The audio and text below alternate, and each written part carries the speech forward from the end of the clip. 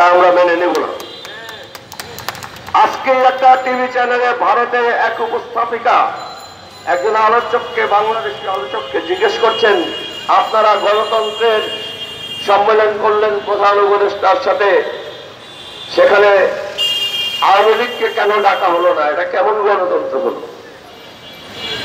ওই আলোচক তখনই একটা তাৎক্ষণিক উত্তর দিতে পারেননি। উত্তরটা আমি এখান থেকে দিয়ে দিচ্ছি। আমরা আগামীতে প্রধান উপদেষ্টাকে হাতে পায়ে ধরে হলেও আবার একটা সম্মেলন ডাকবো, সর্বদলীয়। শেখ হাসিনার কার্ডটা প্রধান উপদেষ্টার বিশেষ দূত গিয়ে তার হাজবেন্ড মোদির কাছে দিয়ে আসবে। পাঠান হাসিনাকে এখানে গণতন্ত্র করে প্রতিষ্ঠা করতে। দেখি তখন আপনার উপস্থিতির উপস্থাপকে আজ কি প্রশ্ন করেন, কাকে করেন, গণতন্ত্র চোখের নিচে খুঁজতে যান কিনা। আপনারা এখন দিশেহারা হয়ে গেছেন, আমরা সেটা জানি, আমরা বুঝি। আমার আবেদন সকল বাংলাদেশিদের কাছে, শত্রু যখন পরাজিত হয় যুদ্ধের নিয়মে তার সাথে মানবিক আচরণ করতে হয়।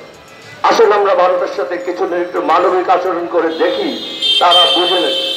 যদি না বুঝে তাহলে আবার শুরু করা যাবে ইনশাআল্লাহ। আগামীকাল সর্বদলীয় ঐক্যের একটা প্রচেষ্টা হিসাবে রিটায়ার্ড সশস্ত্র বাহিনীর সদস্যরা একটা অনুষ্ঠানের আয়োজন করেছে। সেখানে একটা ভূমিকা দেওয়ার বক্তৃতা হবে। কেন এই আয়োজন, কিসের জন্য এই আয়োজন, ছোট্ট একজন দুজনে কথা বলবেন। তারপরে আমরা একটা মিছিল করব মহাখালীর মোড় থেকে বিজয় সরণি পর্যন্ত। ওই মোড় থেকে আবার মহাখালীর মোড়ে রাওয়া কমপ্লেক্সে ফেরত আসবো। আপনারা সবাই আমন্ত্রিত। আপনাদের সেনাবাহিনীর কোনো সদস্য হতে হবে না, আপনাদের কোনো দলের নেতা হতে হবে না। সকল বাংলাদেশি আমাদের এই প্রচেষ্টায় সামিল হবেন এবং আমরা জাতীয় ঐক্যের একটা প্রাথমিক প্রদর্শন করতে চাই। আপনারা আমাদের সাথে হাত মেলাবেন, আমরা একসাথে সবাই একটা ওখানে মিছিল করব। ধন্যবাদ সবাই। এখনই আমাদের মিছিল শুরু হবে, এখনই।